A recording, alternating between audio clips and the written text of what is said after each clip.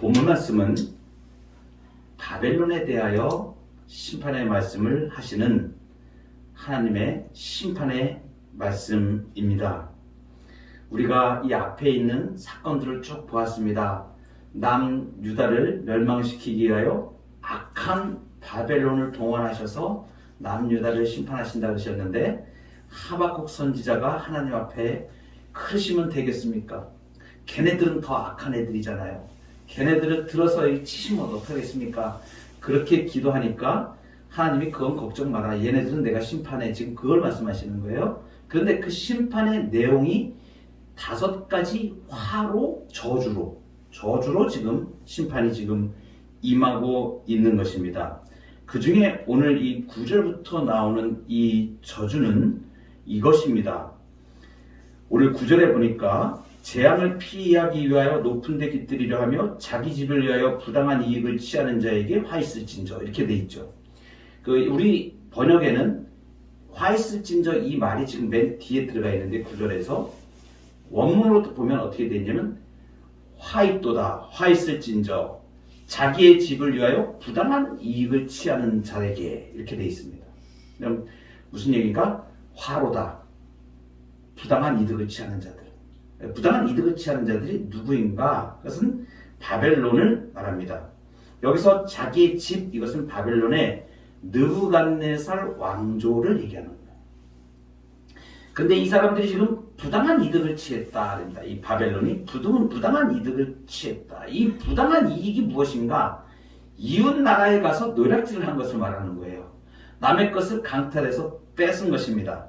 남의 재물을 파괴하고 약탈을 한 것이에요. 그래서 이것을 부당한 이익을 취했다, 이렇게 얘기합니다. 이 바벨론이 이웃 열방을 약탈하여서 그 모은 재물로 나라를 더욱 견고히 하려고 높은 성을 샀습니다. 여러분 성경을 읽으시다 보면 요한계시록에 가보면 바벨론 성이요, 큰 성 바벨론이요, 이런 걸 많이 보실 것입니다. 그리고 성경의 여러 군데에 선지서를 비롯하여서 여러 군데에 큰 성 바벨론에 대해서 얘기가 나옵니다. 이 바벨론은 어떤 나라인가? 유프라테스 강 유역에 평원에 건설된 나라입니다. 평야 지역이에요. 비옥한 초생달 지역이라 그래서 메소포타미아의 아주 비옥한 땅도 비옥하고 그 유프라테스 강으로부터 나오는 모든 옛날에 고대 문명이 발달할 때에 전부 다 강을 중심으로 발달을 하거든요.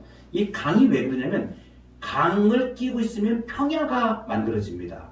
그래서 삼각주라 그러는데 이 물로 인해서 생긴 퇴적된 평야, 이 평야들이 기름지거든요. 그래서 농사가 잘 되고, 그리고 물이 있으니까 언제든지 물을 댈 수가 있지 않습니까? 농사할 수 있는데 필요한 물을 댈 수 있기 때문에 애굽의 나일강이라든가 티그리스 강이라든가 유프라테스 강, 이런 강들은 유명한 강들입니다. 특별히 메소포타미아 지역을 관통해서 흐르는 이 유프라테스 강은 그 지역을, 메소포타미아 지역을 책임지고 있는 젖줄이라고 볼 수 있습니다. 이 수로가. 그러니까 그 유프라테스 강에 굉장히 풍부한 자원을 가지고 평야에 건설된 나라이지만 이 바벨론이 이방 나라를 침탈하고 약탈을 해가지고 그거 갖다가 높은 성을 쌓게 됩니다. 역사에 있었던 역사가 헤로도토스라는 사람이 있는데, 이 사람에 의한 기록에 보면은 바벨론 성은 광대한 평야 가운데 이 대도시예요. 우리 지금 대한민국의 수도 서울은 어떻게 되어 있습니까? 한강이 동서로 흐르고 있고, 거기에 이 서울이라는 도시가 강북, 강남, 크게 봐서는 이렇게 나눠져 있지 않습니까? 똑같은 형태입니다. 그 당시에 그 큰 성 바벨론이 지어졌는데, 그 성도 유프라테스 강을 중심으로 해가지고 그 강이 흘러가는데 양쪽으로 도시를 건설한 거예요. 그런데 그 크기가 얼마나 되는가? 이제 사각형 구조로 역사가들은 다 추정을 합니다. 이 사각형 구조로 되어 있는데, 정사각형으로 봤을 때 거의 이제 뭐 이렇게 직사각형이든 정사각형이든 이렇게 모양이 되어 있을 때 이 한 변의 길이, 그 도시의 한 변의 길이가 약 22.4km 정도 됩니다. 굉장히 긴 거예요, 성이. 수원성이 총둘레가 5.7km 정도 된다고 합니다. 그러면 이 한 변이 22.4km니까 뺑 돌아서 네 군데를 이렇게 가게 되면 그 전체 둘레, 성 전체 둘레가 90.16km입니다. 굉장히 큰 도시예요. 고대 도시로서는 엄청나게 큰 도시입니다. 그런데 이렇게 큰 도시가 유프라테스 강을 중심으로 딱 이렇게 지어져 있는 거예요.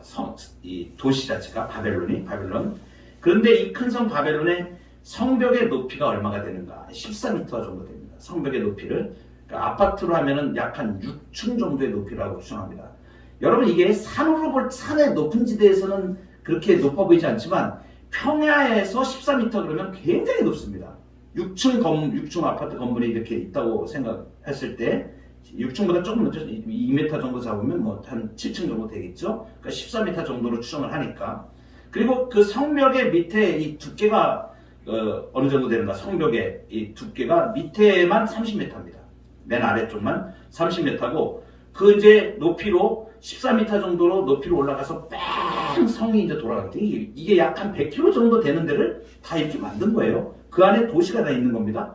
그런데 그 위에 이 성벽 위에는 그 너비가 어느 정도 되냐면 사륜 마차 2대가 달릴 수 있는 그 정도의 넓이입니다. 그러니까 가히 이러한 정도의 성을 그 당시에 건립했다 그러면 고대에 BC 580년대거든요. 그러니까 기원전 580년 거니까 무슨 그때 무슨 뭐 우리처럼 뭐 크레인이 있습니까? 뭐가 있습니까? 근데 이걸 누가 다 만들어요?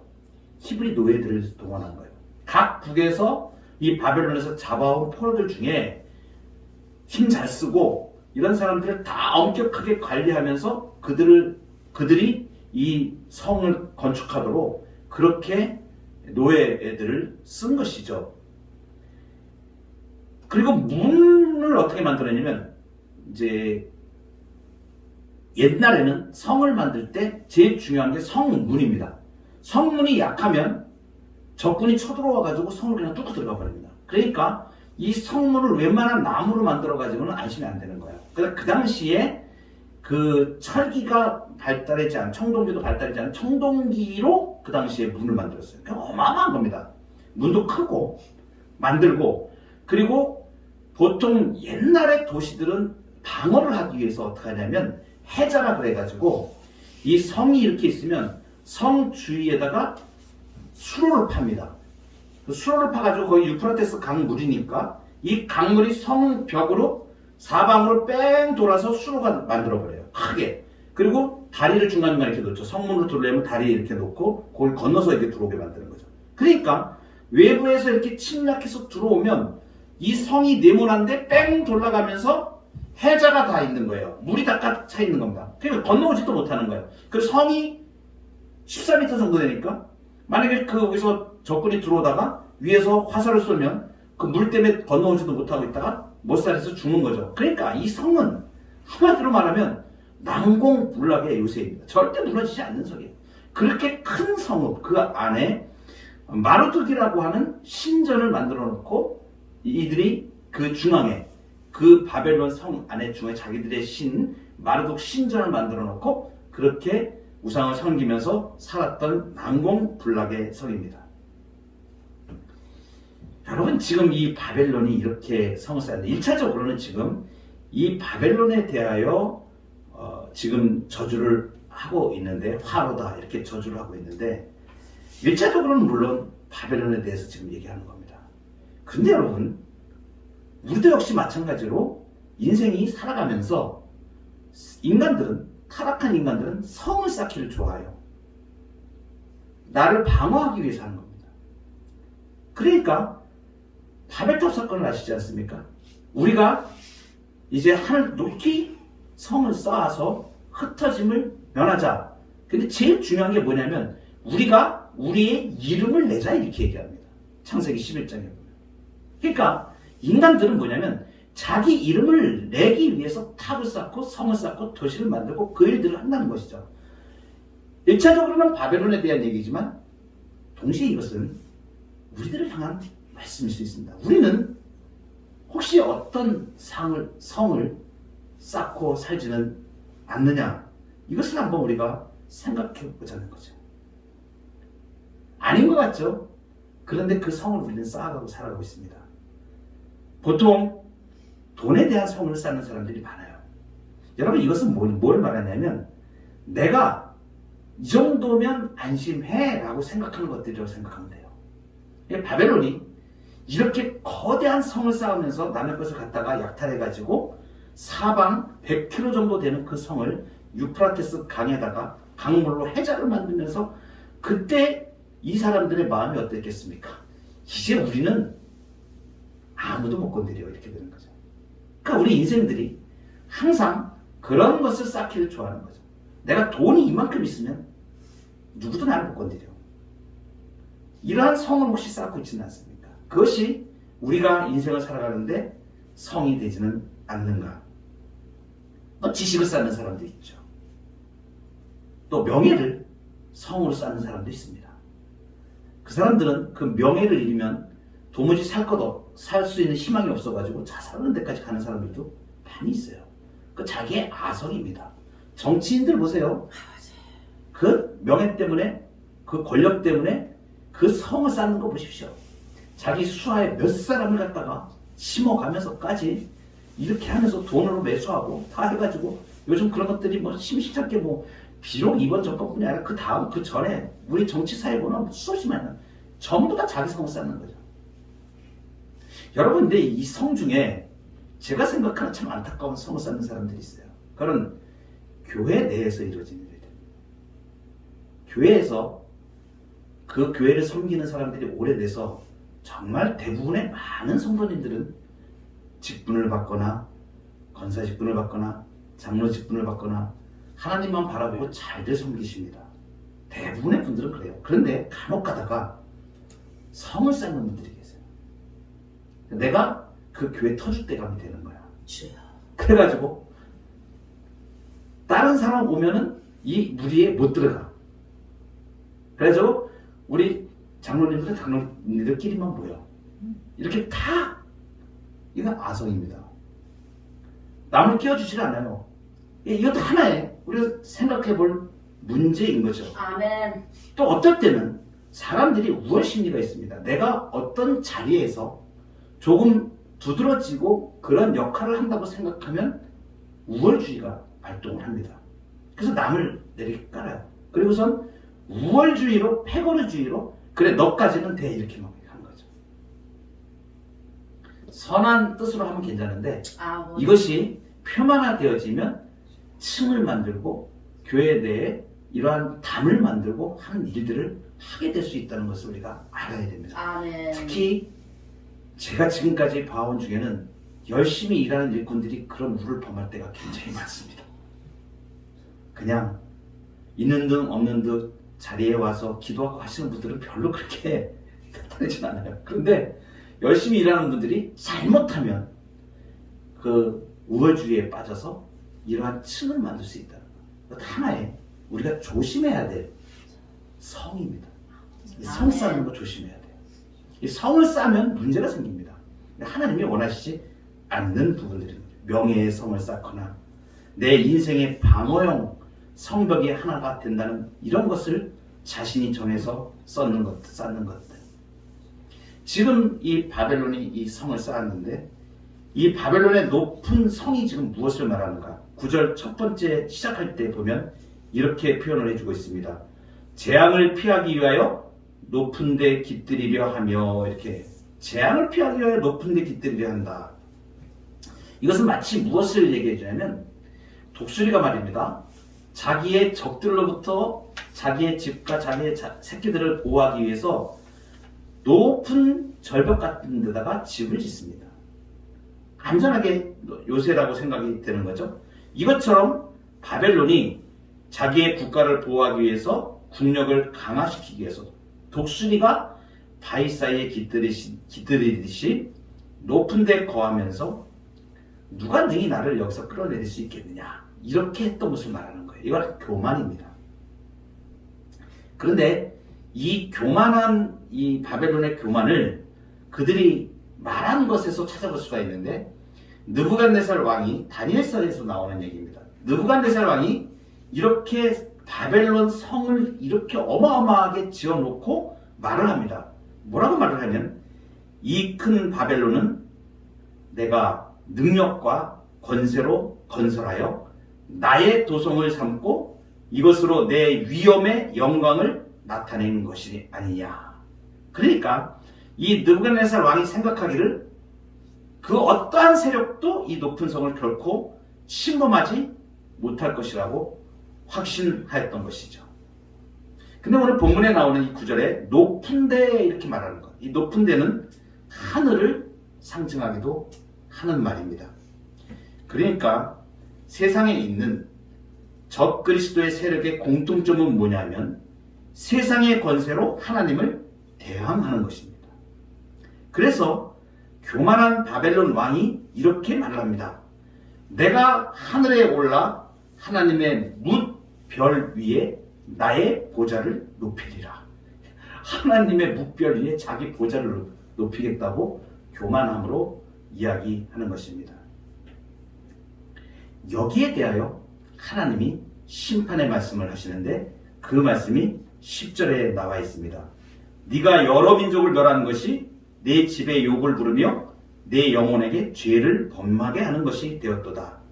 여기서 이걸 내 영혼에게 죄를 범하게 하는 것이 되었다, 이거 원문을 직역하면 네가 그것 때문에 생명을 잃게 된다 하는 것입니다.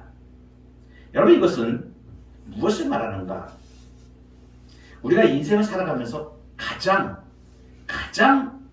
넘어지기 쉬운 것이 교만입니다. 이 교만은 어디서 나오냐면 내가 무엇인가를 성취하였을 때 나옵니다. 내가 잘한 일이 있을 때 그것이 내게 그것이 내 자랑이 되어져서 그것이 나를 교만하게 만드는 길로 갑니다. 여러분, 그래서 우리가 결심을 해야 돼요. 이게 굉장히 어렵습니다. 저도 제 삶에서 믿음 생활을 잘 하면서도 그래요. 어떨 때 부뜩부뜩 하나님이 은혜 주셔서 그 일을 했는데 그것을 어느 순간에 나는 내 자랑으로 그걸 얘기할 때가 있더라는 얘기죠.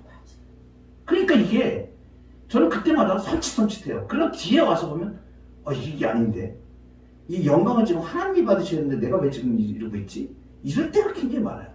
그러니까 나는 그것을 참으로 의롭다고 생각을 하고 이것이 복된 일이라고 생각하면서 얘기하는데, 그 중에 내 내면에서는 그것을 내가 자랑하고 싶은, 내가 그것을 했다고 하는 그러한 마음이 든다는 얘기죠. 인간은 누구나 그렇습니다.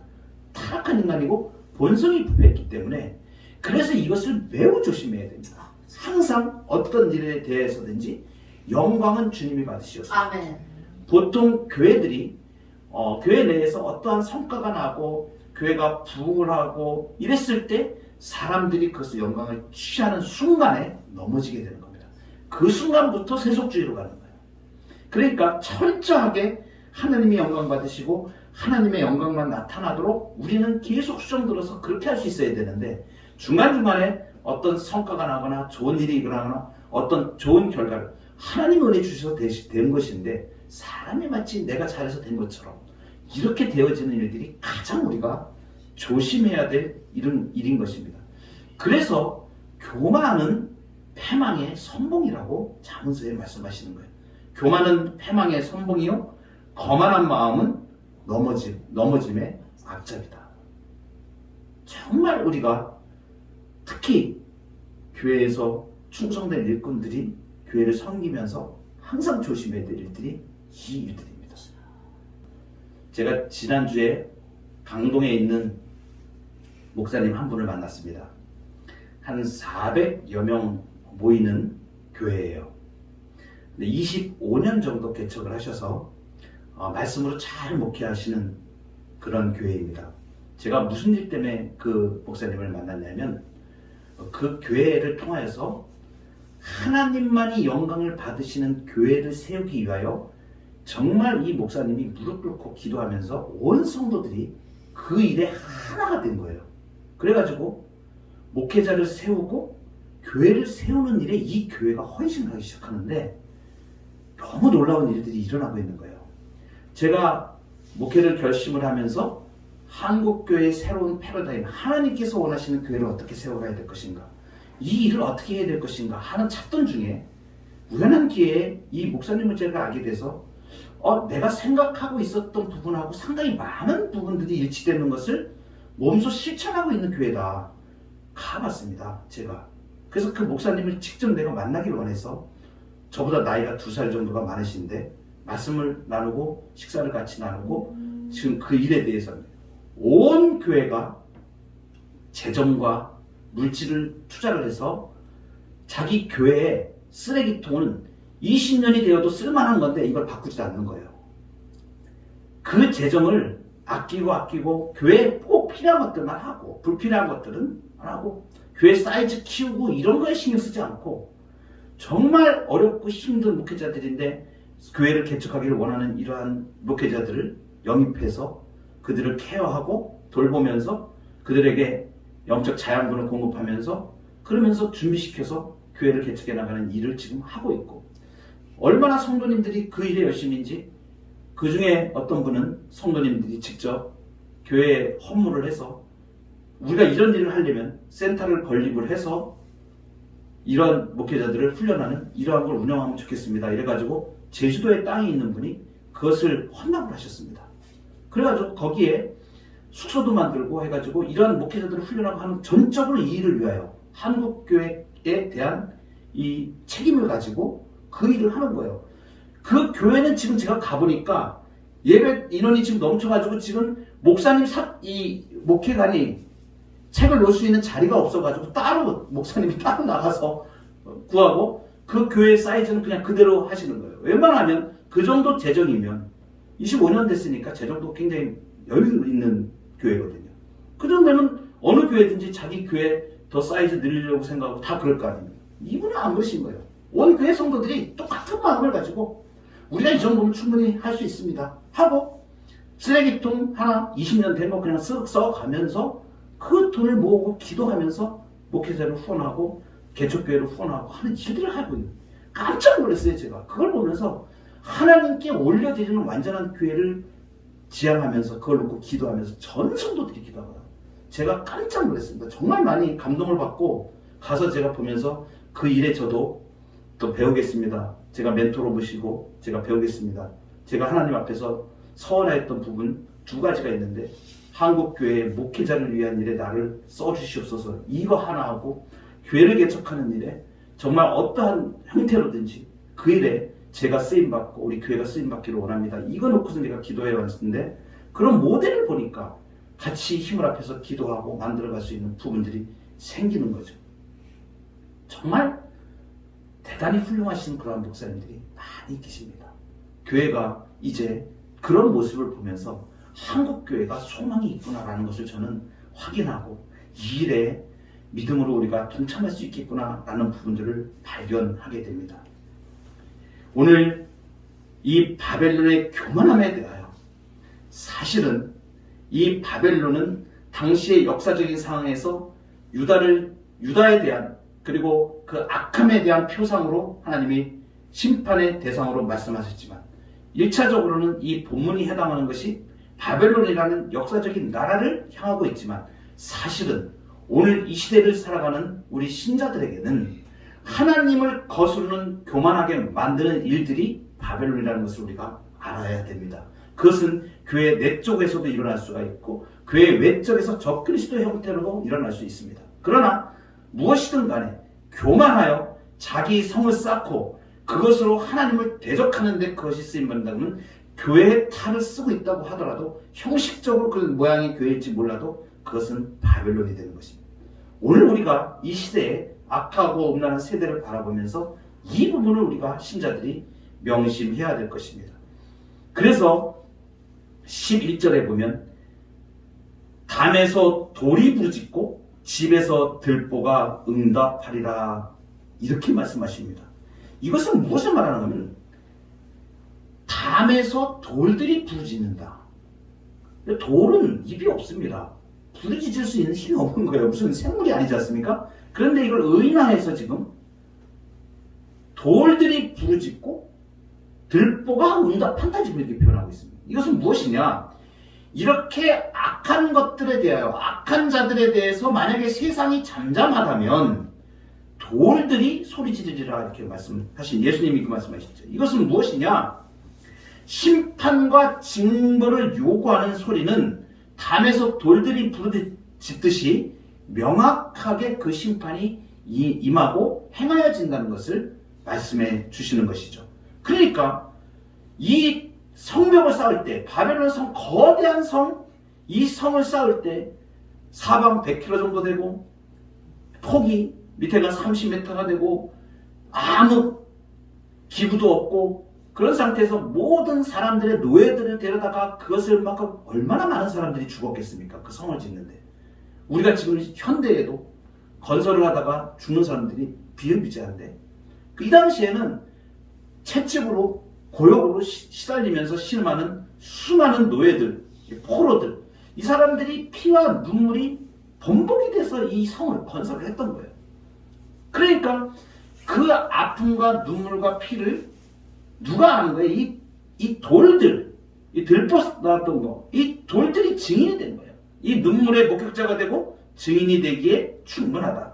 그러니까 이것은 무엇을 말하냐? 돌들이 부르짖는다. 돌들이 소리친다. 이것은 용납하지 않는다는 거예요.